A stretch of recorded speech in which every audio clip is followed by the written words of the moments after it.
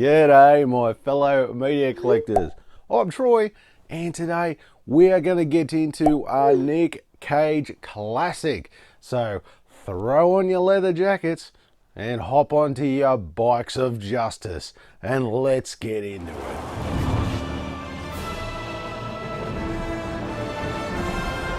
Ghost Rider is a live-action superhero film that comes in at 110 minutes and was released into cinemas on the 16th of February 2007. It was then released later on DVD and Blu-ray by Sony Pictures Home Entertainment on the 12th of June 2007 with no 4K HD release as of this video. The film was written and directed by Mark Steven Johnson and was produced by Columbia Pictures, Marvel Entertainment, Crystal Sky Pictures, and Relativity Media. The film itself was met with negative reviews from critics, but was actually a box office success, earning $228 million worldwide on a budget of $110 million. And the film was also ranked 7th on IGN's list of the 10 worst comic book films of that decade. Is it really that bad? The film follows the story of a young Johnny Blaze, a stunt motorcyclist who makes a Faustian deal with Mephistopheles to save his father's life.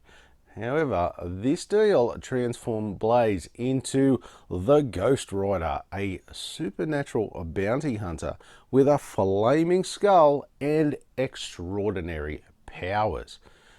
Years later, Blaze is tasked by Mephistopheles to retrieve a contract containing 1,000 corrupt souls, which the villainous Blackheart and his associates are trying to track down as well. As Ghost Rider, Blaze confronts Blackheart and battles demons while grappling with his own inner demons and the consequences of his infernal pact. Yeah, that's a terrible deal.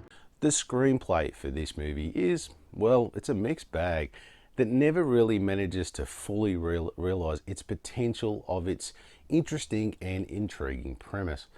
Written by Mark Steven Johnson, the script, it struggles at times with balancing its supernatural elements with its grounded human drama. The film, look, it really attempts to explore themes of redemption and consequences, making deals with the devil ends up really sort of falling flat due to, well, shallow character development and inconsistent narrative execution. The character's backstory, including his deal with the devil to save his father from cancer, sets up a solid foundation for exploring themes of redemption and moral ambiguity, while also delving into Johnny's internal conflicts because of his deal and the descent he has into the world of the supernatural really becomes some of the script's like few shining lights. However, where this film falters is in its storytelling and pacing, as the plot feels, the best way to describe it, uninspired and predictable at times, relying on very generic superhero tropes without delving deep into the complexities of the characters or their motivations. The romance between Johnny Blaze and Roxanne Simpson feels underdeveloped at best and lacks, oh my god, any genuine chemistry at all, resulting in a subplot that feels more obligatory than engaging. Another issue with the script is its treatment of our antagonists, Mephistopheles and Blackheart, with both of them really coming off as very one-dimensional characters, as their motivations and interactions with Ghost Rider lack, god, any real nuance at all, making the film more like very generic cardboard cutout villains than complex foils for our hero. Ultimately, for me, this is where the script is let down, as it relies too heavily on spectacle-driven moments in the film, and it ends up sacrificing its sort of deeper character exploration and narrative cohesion. So look, for that, oh God, look, honestly, the best I can do for this would probably be a 10 out of 30. Off the record? Piss off. This film was an original story and not a direct adaptation of any specific comic book storyline that I could find. And the adaptation, look, it remained faithful to the core essence of the Ghost Rider mythos. However, it's pretty noticeable that some aspects of the comics were, shall we say, streamlined or modified for the film to make it more accessible narrative for mainstream audiences. One of its strengths is its visuals. The film leaning so heavily into the CGI effects and flashy action sequences, making it quite a spectacle to watch, that's for sure. Ghost Rider was almost like, oh look, the look of Ghost Rider was almost downright perfect, as he looks pretty identical to his comic book persona at the time, which as a fan I did appreciate. But what I wasn't a fan of was his bike. Now look, his bike does look good, don't get me wrong, and it suits the film, that's for sure. But for me, I like this version of the bike. This was the one that I used to see when I was reading the comics back in the 90s, but that's probably just me, just nitpicking a little. You're being so picky! Overall, it's probably one of the best adaptations of a character's look from the comics to movies that I've seen in a long time. It's true. Now, if we look at the cast list here, my God, you have some pretty solid actors here in this cast list. And also, as a side note, this film was shot here in Australia, and there are a lot of supporting cast that are Australians, which is great to see coming from an Australian, of course. But if we look at our star of the film, Mr. Nicolas Cage, his portrayal of Johnny Blaze, oh shit, it dances between intense and slightly campy in only a way Nicolas Cage can. He really embodies the tortured anti-hero persona of the character with an enthusiasm for the role that really does shine through, adding a layer of charisma to the character that the not so great script really didn't include. Now, Eva Mendes as Roxanne Simpson, well, she feels like she's just there to show off her cleavage, honestly, and really adds little else to the mix. Now, Sam Elliott as Carter Slade, he was great. Unfortunately, he didn't have much to do, but God, that man could read a phone book and I would sit there and watch. He's that good. Wes Bentley as Blackheart was, he was very one-dimensional and a little campy at times as well. He was hardly intimidating as a villain, and God, he looked nothing like his comic book version at all, that's for sure. They look nothing alike. Now, last but not least, we had Peter Fonda as Mephistopheles, which he was surprisingly subdued and unremarkable, which was almost like he was, what's the best way I can put it? It was almost like asleep at the wheel while he was performing. It was pretty average. Anyway, for me, this is very 50-50. You get some really great stuff, and you get some really not so great stuff. For me, I'm just going to go straight down the middle here and give it a 10 out of 20. Your soul is stained by the blood of the innocent. Okay, so if we look at the case, it looks good, and you see what you want to see, which is, that's right, you guessed it, Ghost Rider. There were some early DVD versions that just had like a big shot of Nicolas Cage, Eva Mendes, and then this little Ghost Rider. And personally, I don't think that was a real selling point for me. I don't think, like, obviously they're looking for the star power on it, but if you're looking for a Ghost Rider movie, you want to see, you're me and the Ghost Rider right there. So I think that's why I think the Blu-ray cover is a lot better. And if we look at the side, well, it's pretty stock standard for the DVD releases of the time. they never really did anything flashy with these down the spines much. It was just all basic. Like, I've got a few there that almost look all identical, just different titles. And on the back, same thing. They had this very stock standard of the time that this come out. Very stock standard look to the back.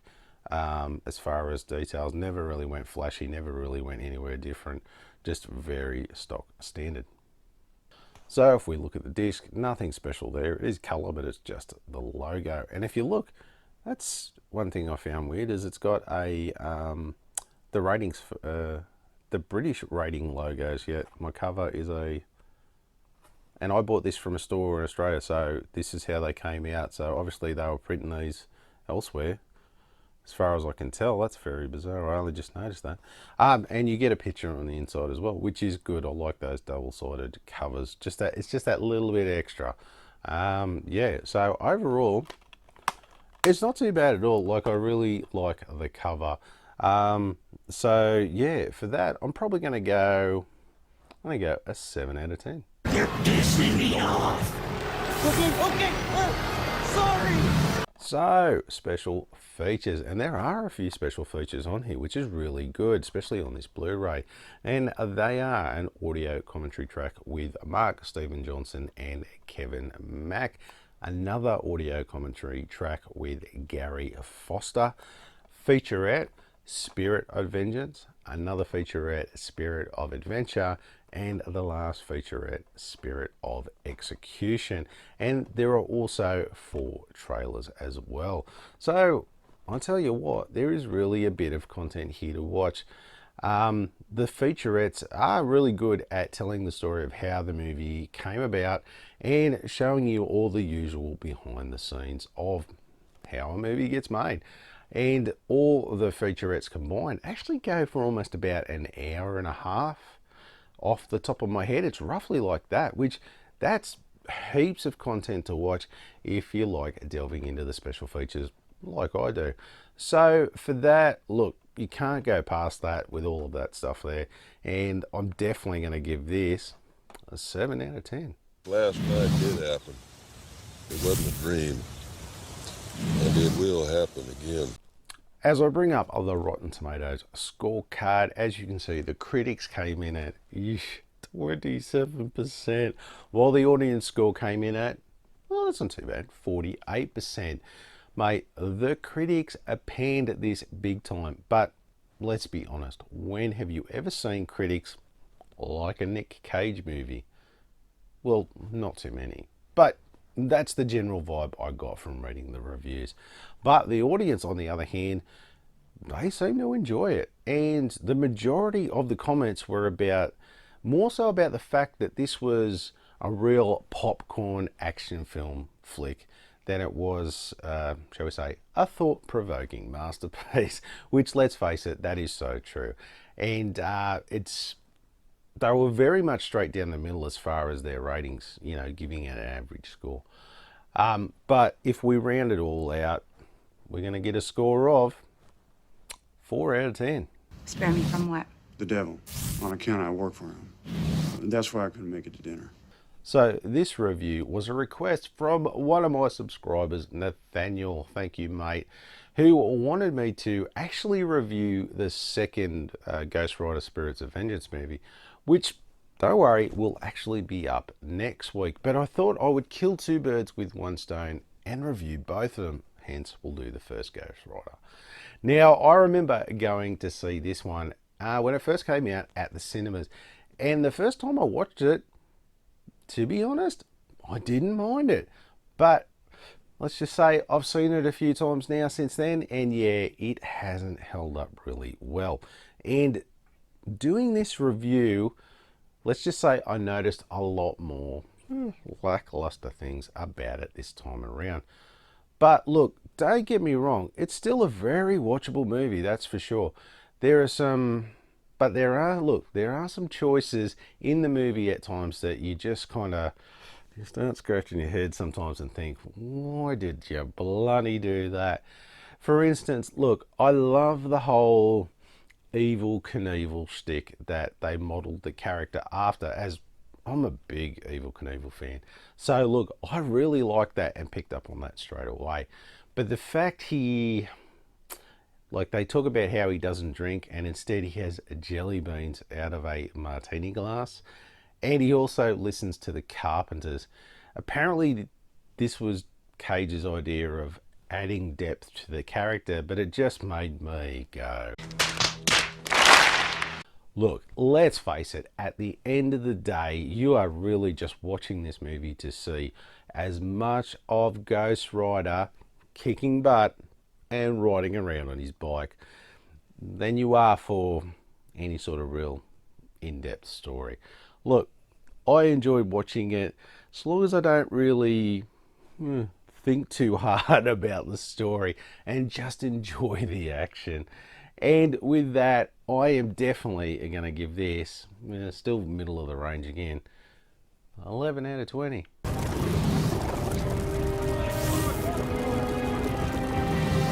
Okay, if we look at collectability and availability, for collectability, I'm definitely going to give this one probably a 3 out of 5. It's definitely something to have in your collection if you're a superhero fan.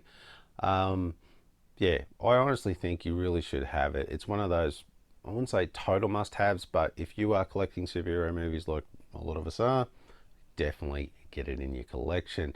Now, as far as availability goes, holy Jesus, when I did my research for this, you will have no trouble finding a copy out there. Granted, it has been around for a while, but the amount of DVD, especially DVD, and Blu-ray copies on eBay is as far as the eye can see. So this is definitely a one. It is super bloody common, that's for sure. So if we look at our average price, you are looking at somewhere between the whopping prices of $4 to $15 for DVD. And of course, if you're going to go down the Blu-ray option, you are looking at somewhere between the $7 to $21. And of course, there is nothing for 4K HD as of this video. Now, for the final score, we get a grand total of 49 out of 100. Well, that was just shy of the halfway mark, which, look, I think is pretty fair score. As for, well, its shortcomings in story, it definitely makes up for in action and spectacle, making it a nice little addition to any superhero movie fans' collection. No mercy. Sorry. All out of mercy. So, if you like this video and you want to see some more of my reviews, why don't you click that one there? Well, maybe you want to see some of my collection updates. Got you covered too. Why don't you click that one there? And of course, don't forget to do the most important thing. Throw me a like, and don't forget to hit that subscription button on the way out. Thanks again for watching, and I'll see you next time.